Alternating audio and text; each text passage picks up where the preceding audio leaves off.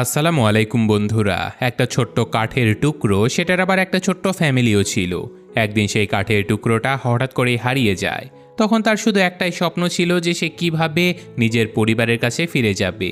কিন্তু সেই পথে অনেক ধরনের অজানা অ্যাডভেঞ্চার, দুর্ঘটনা আর প্রকৃতির কঠিন সব বাধা চলে আসে। তো এত প্রতিকূলতা সহ্য করে সেই ছোট্ট কাঠের টুকরোটা কি তার পরিবারের কাছে ফিরতে পেরেছিল, সেটাই জানবো আজ। সত্যি বলতে এই অ্যানিমেশনটা আমাদেরকে অনেক কিছু শেখাবে। তো চলুন দেরি না করে সরাসরি গল্পে চলে যাওয়া যাক। তো গল্পে শুরু হয় ছোট্ট একটা শহর দেখিয়ে। তবে এই পুরো শহরটাই বরফের নিচে ঢেকে ছিল। সেখানেই ছিল একটা বিশাল গাছ, আর সেই গাছটার মধ্যে স্টিকম্যান নামের একজন ব্যক্তি তার ফ্যামিলি নিয়ে বসবাস করত। তো স্টিক মানে তো লাঠি, এটা আমরা সবাই জানি। তো যাই হোক, স্টিকম্যানের ফ্যামিলিতে তার স্ত্রী সহ 3টে ছোট ছোট কিউট বাচ্চা ছিল। তারা খুবই হাসি খুশি সেখানে জীবন কাটাচ্ছিল। তো সেদিন রাতেই জানা যায় যে পরদিন হলো ক্রিসমাসের দিন। তাই পরদিন সকালে যখন বাচ্চারা ঘুম থেকে ওঠে, তখন তারা খুবই এক্সাইটেড ছিল। আসলে তারা ভেবেছিল যে সান্টা ক্লজ তাদের জন্য কি রেখে যেতে পারে। বাচ্চারা খুশি মনে ক্রিসমাস ট্রির নিচে গিয়ে 3টে গিফট খুঁজে পায়। গিফটগুলো খুলতেই তারা আরও সুন্দর কিছু খেলনা পেয়ে যায়। তবে এই গিফটগুলো কোনো সান্টা ক্লজ রাখেনি, বরং স্টিকম্যান নিজে তার বাচ্চাদেরকে খুশি করার জন্য রেখে দিয়েছিল। এরপর স্টিকম্যান তার বাচ্চাদেরকে সেই খেলনাগুলো দিয়ে খেলতে শিখিয়ে দেয়। আর অন্যদিকে বাইরে তখন সব জায়গাতে প্রচণ্ড বরফ পড়ছিল। তাই স্টিকম্যান তার ফ্যামিলির সাথে বাইরে গিয়ে বরফের উপরে অনেক এনজয় করে।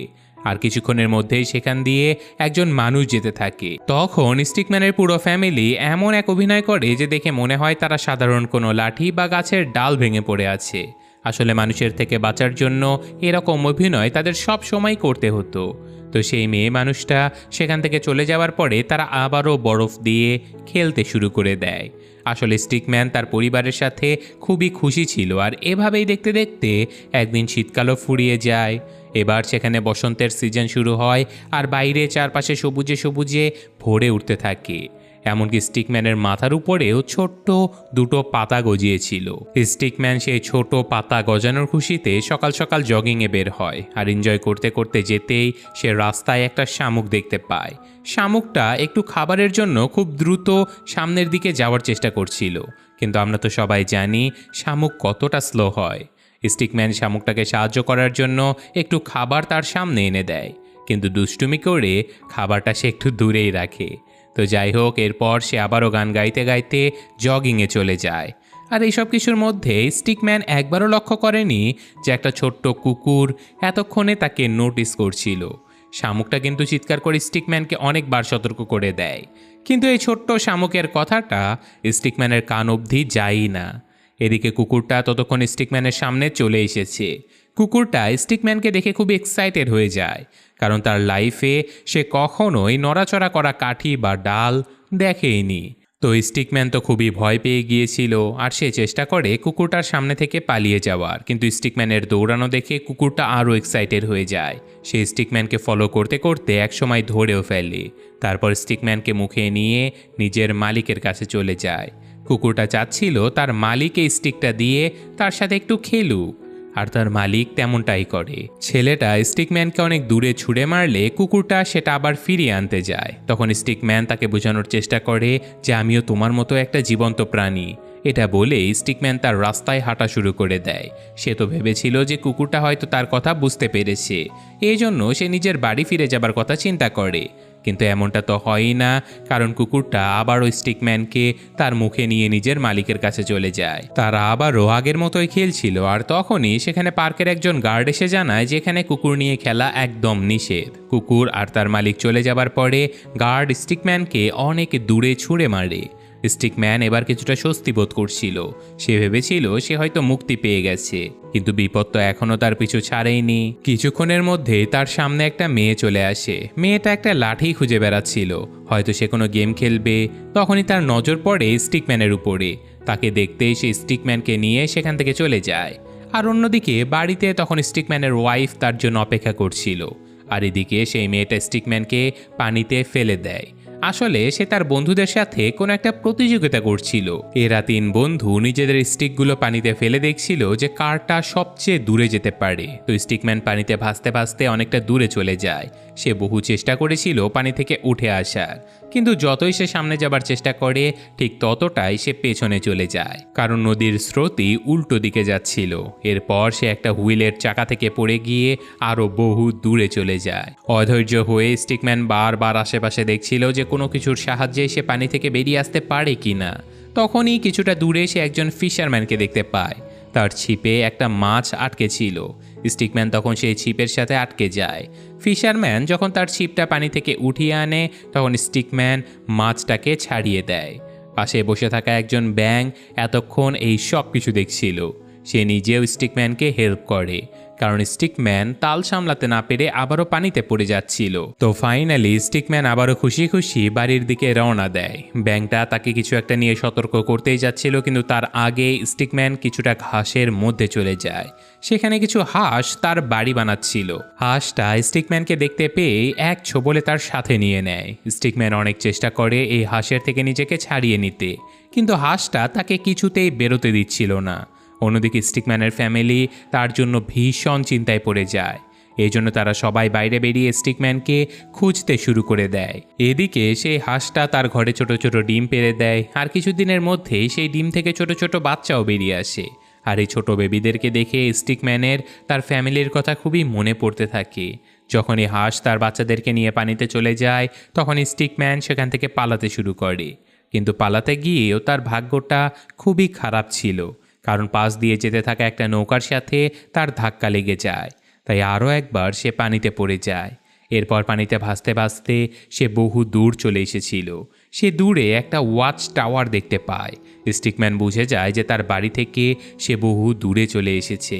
এবার ফিরে যাওয়া হয়তো তার জন্য খুবই কঠিন হতে পারে। তারপরেও সে নিজের ধৈর্য হারায় না। সে এত চেষ্টা করে পানি থেকে বের হবার জন্য, কিন্তু পানির বিশাল ঢেউ তাকে পানির ভেতরে ঢুকিয়ে দেয়। হাল ছেড়ে দিয়ে স্টিকম্যান নিজের চোখ বন্ধ করে ফেলে, আর সে যখন তার চোখ খোলে সে দেখতে পায় যে একটা পাখি তার উপরে বসে আছে আর তাকে ভীষণ বিরক্ত করছে। অন্যদিকে স্টিকম্যানের স্ত্রী তাকে খুঁজতে খুঁজতে সে হাঁসের বাসায় পৌঁছে যায়, যেখানে সে স্টিকম্যানের মাথায় গজানো একটা পাতা খুঁজে পায়, যেটা দেখে সে ভীষণ চিন্তায় পড়ে যায়। আর তখনই সেখানে সেই ব্যাঙটা চলে আসে।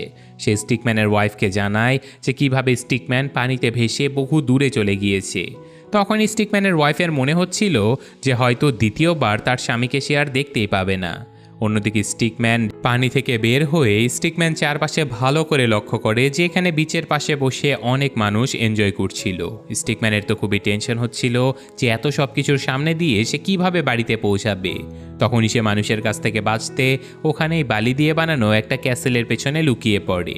কিন্তু যে বাচ্চাটা এই বালির ক্যাসেল বানিয়েছিল সেই স্টিকম্যানকে ধরে সেই ক্যাসেলের উপরে বসিয়ে দেয়। স্টিকম্যান তখন ভীষণ রাগ করে যে কোনো মানুষ তাকে একা কেন ছেড়ে দিচ্ছে না। সে সেই বালির ক্যাসেল থেকে বেরিয়ে তো আসে, কিন্তু তখনই আরেকটা মেয়ে তাকে উঠিয়ে নেয়। মেয়েটা আবার স্টিকম্যানকে নিয়ে খেলতে চাচ্ছিল। সে যখন এখান থেকে পালাতে যায় তখন আবার আরেকটা মেয়ে তাকে ধরে ফেলে। সে নিজের ব্যাগের উপরে সাপোর্ট দেবার জন্য স্টিকম্যানকে ধরেছিল। অন্যজন আবার স্টিকম্যানকে দিয়ে বলও খেলছিল। এইসব কিছুতে স্টিকম্যান ভীষণ কষ্ট পাচ্ছিল, কারণ কখনো সে একজনের কাছে যাচ্ছিল তো কখনো অন্যজনের কাছে। এভাবেই দেখতে দেখতে এতটা সময় চলে গিয়েছিল যে এখন শরৎকাল চলে এসেছে। চারপাশে গাছ থেকে শুধু পাতা ঝরে পড়ছিল। তেমনিভাবে মানুষের খেলনার পাত্র হতে হতে শীতকালও চলে এসেছে স্টিকম্যানের জন্য। চারপাশে এখন শুধু বরফ পড়ছে। এবার স্টিকম্যানের ধৈর্য প্রায় শেষ হয়ে যাচ্ছিল। সে শুধু এটাই ভাবছিল যে সে কবে তার বাড়িতে ফিরতে পারবে আর ক্রিসমাসের সময়টা সে তার ফ্যামিলির সাথে কাটিয়ে দেবে। এদিকে একটা ছেলে যখন বরফ দিয়ে স্নোম্যান বানিয়েছিল তখন সে স্টিকম্যানকে দেখতেই তার স্নোম্যানের হাত হিসেবে লাগিয়ে দেয়। এরপর ছেলেটা সেখান থেকে যেতেই স্টিকম্যান স্নোম্যানকে ভেঙে বাইরে বেরিয়ে আসে। বরফের মধ্যে চলতে চলতে সে ভীষণ ক্লান্ত হয়ে পড়েছিল। এত কষ্টের মধ্যেও সে একবারও থেমে থাকে না। যেভাবেই হোক তার ফ্যামিলির কাছে তাকে যেতেই হবে। কিছু দূর যেতে সে একটা গাছ দেখতে পায়, আর এই গাছটা ঠিক তার বাড়ির মতোই ছিল। স্টিকম্যান নিজের বাড়িটাকে দেখে ভীষণ খুশিতে সেদিকে দৌড়াতে থাকে আর ভাবতে থাকে হয়তো শেষ পর্যন্ত সে তার বাড়িতে পৌঁছাতে পেরেছে। কিন্তু গাছটার কাছে যেতেই সে বুঝতে পারে যে এটা তার বাড়ি ছিলই না। এবার তো সে তার ধৈর্য হারিয়ে ফেলেছিল। ক্লান্ত হয়ে সে বরফের উপরে শুয়ে পড়ে, কিন্তু কিছুক্ষণ পরে সে আবারও চলতে শুরু করে। কিন্তু স্টিকম্যান তো জানতোই না যে সে জঙ্গল থেকে বেরিয়ে একটা শহরে ঢুকে পড়েছে। অন্যদিকে স্টিকম্যানের ওয়াইফের মনে হচ্ছিল যে সে আর কোনো দিন তার হাজব্যান্ডকে দেখতেই পারবে না।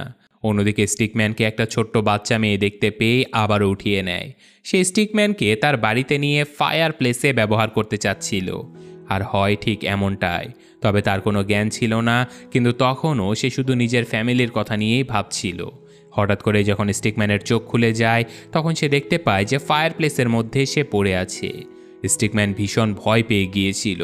সে তো ওখান থেকে পালাতেই যাচ্ছিল, কিন্তু তখনই চিমনি থেকে শব্দ বের হতে থাকে। সেই শব্দে স্টিকম্যান ভীষণ ভয় পেয়ে যায়। স্টিকম্যানের মনে হচ্ছিল যে কেউ হয়তো সেই চিমনির মধ্যে আটকে রয়েছে, যাকে তার সাহায্য করা প্রয়োজন। সত্যি সেখানে কেউ একজন আটকে ছিল। তারপর স্টিকম্যান তাকে টেনে নিচে নিয়ে আসে, আর জানা যায় যে সে আর কেউ নয়, বরং সান্টা ক্লজ ছিল। সান্টা ক্লজ স্টিকম্যানকে বলে যে আমি জানি তুমি কে, আর তাছাড়াও সে স্টিকম্যানকে অনেক ধন্যবাদও জানায় তাকে চিমনি থেকে বের করে আনার জন্য। সান্টা ক্লজ যখন এই ঘরে একটা গিফট রেখে চলে যাচ্ছিল, তখনই তার নজর আবারও স্টিকম্যানের উপরে পড়ে। সে দেখতে পায় যে স্টিকম্যান ভীষণ মন খারাপ করে আছে। এরপর সান্টা ক্লজ স্টিকম্যানকে হেল্প করার জন্য তার উড়ন্ত গাড়িতে করে নিয়ে চলে যায়। এরপর এরা দুজন বিভিন্ন জায়গাতে গিয়ে সবাইকে উপহার দিচ্ছিল। স্টিকম্যান তাদেরকেই গিফট দিচ্ছিল যে বাচ্চারা এতদিন তাকে বিভিন্নভাবে ব্যবহার করেছিল। এরপর সান্টা ক্লজের ব্যাগে আর মাত্র 3টে গিফট বেঁচে ছিল। সান্টা ক্লজ তখন স্টিকম্যানকে বলে যে এই গিফটগুলো খুব স্পেশাল বাচ্চাদের জন্য। যেতে যেতে সান্টা ক্লজ স্টিকম্যানকে বলে যে একবার সামনে তাকাও। স্টিকম্যান তো নিজের চোখে বিশ্বাসই করতে পারছিল না, কারণ তার সামনেই ছিল তার নিজের শহর, এমনকি সেখানে তার বাড়িও ছিল। অন্যদিকে বাড়িতে তখন স্টিকম্যানের ফ্যামিলি ভীষণ মন খারাপ করে বসেছিল, কারণ ক্রিসমাস চলে এসেছে, কিন্তু স্টিকম্যানের এখনও কোনো খোঁজ পাওয়া যায়নি। এমন সময় গাছটা হালকা নড়ে ওঠে। তারা ভেবেছিল হয়তো কোনো পাখি তাদের গাছের উপরে অ্যাটাক করেছে। সবাই এটা দেখার জন্য বাইরে বেরিয়ে আসে, কিন্তু তারা ভীষণ অবাক হয়ে যায়, কারণ সেখানে আর কেউ নয়, বরং স্টিকম্যান চলে এসেছিল। স্টিকম্যানের সাথে সান্টা ক্লজের দেয়া সেই 3টে উপহারও ছিল।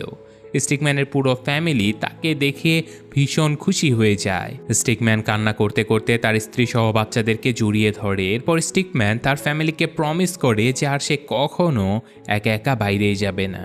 আর শেষমেশ আমরা দেখতে পাই যে সান্টা ক্লজ তাদের সবাইকে ক্রিসমাসের শুভেচ্ছা জানিয়ে সেখান থেকে চলে যাচ্ছে। আর এই সুন্দর গল্পটাও এখানেই শেষ হয়ে যায়। তো এটা আমাদেরকে বোঝায় যে ফ্যামিলি আসলে কতটা দামি। ফ্যামিলির জন্য একজন পুরুষ একজন ছেলে কত দূর অবধি যেতে পারে। এটা আসলে মানুষের ক্ষেত্রেও প্রযোজ্য। আমার নিজেরও ফ্যামিলি আছে, আমিও বুঝতে পারি যে আসলে ফ্যামিলি ছাড়া আসলে আশেপাশে থাকার মতো কেউ থাকে না।